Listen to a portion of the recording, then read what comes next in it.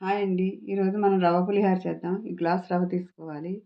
పల్లీలు, ఒక స్పూన్ శనగపప్పు, ఒక స్పూన్ మినపప్పు, అర స్పూన్ ఆవాలు, ఒక ఎండుమిరపకాయ, 5 పచ్చిమిరపకాయలు కట్ చేసుకున్నాను ముక్కల కింద, కరివేపాకు, కొద్దిగా అల్లం ముక్కలు, పసుపు, చింతపండు, తగినంత ఉప్పు, ఆయిల్. ఇప్పుడు స్టవ్ వెలిగించి కడాయి స్టవ్ మీద పెడదాం. ఒక గ్లాసు బియ్యం రవ్వకి 2 గ్లాసులు నీళ్ళు పోయాలి.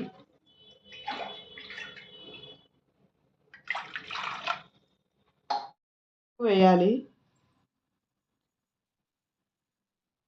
కొంచెం పులుపు వేస్తాం కనుక ఉప్పు ఎక్కువే పడుతుంది కొద్దిగా. 2 స్పూన్లు నూనె వేయాలి. నూనె వేస్తే రవ్వ మెత్తబడిపోకుండా ఉంటుంది.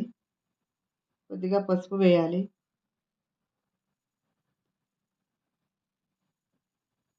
మూత పెట్టి నీళ్ళు మరగనివ్వాలి. మరిగిన తర్వాత రవ్వ పోయాలి.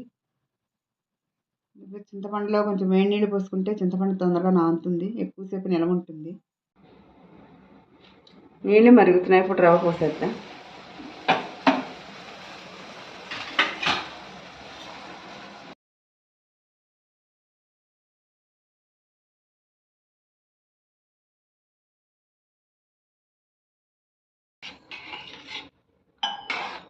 లో ఫ్లేమ్లో పెట్టుకుని 10 నిమిషాలు ఉడకబెట్టాలి.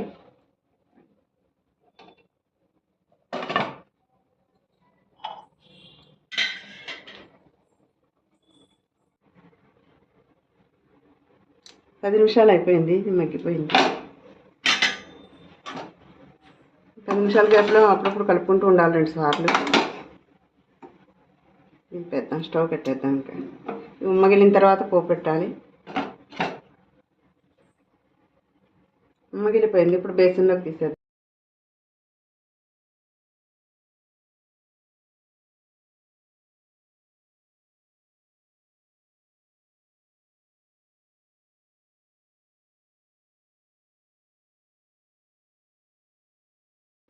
ఇప్పుడు పోపు వేయించేద్దాం.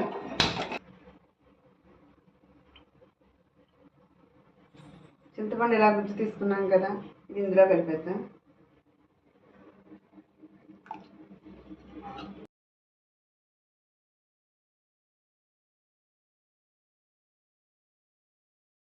కొద్దిగా స్పూన్ ఆయిల్,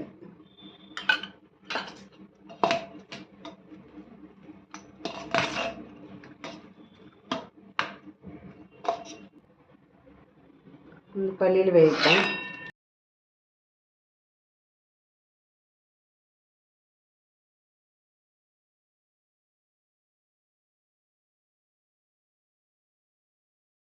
ఇప్పుడు శనగపప్పు, మినపప్పు, ఆవాలు వేసేయాలి.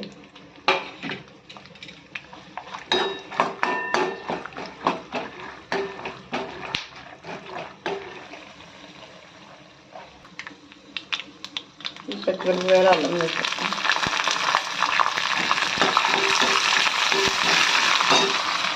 కరివేపాకు కూడా వేసేస్తాం.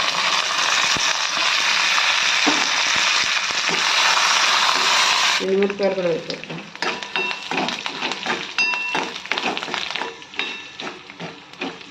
వేగిపోయి ఇప్పుడు అందులో కలిపేద్దాం.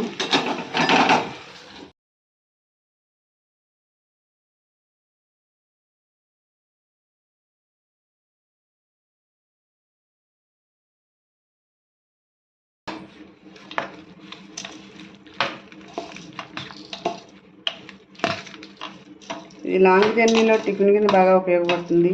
ట్రైన్ జర్నీలో చాలాసేపు నిలవ ఉంటుంది, చాలా గంటలు. టిఫిన్ తిన్నందుకు చాలా బాగుంటుంది ట్రైన్లో.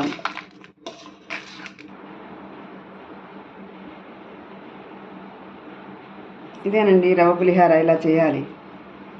బాగుంటుంది, చాలా రుచిగా ఉంటుంది. మరిన్ని వీడియోల కోసం మా ఛానల్ సబ్స్క్రైబ్ చేయండి, లైక్ చేయండి, షేర్ చేయండి. Thank you.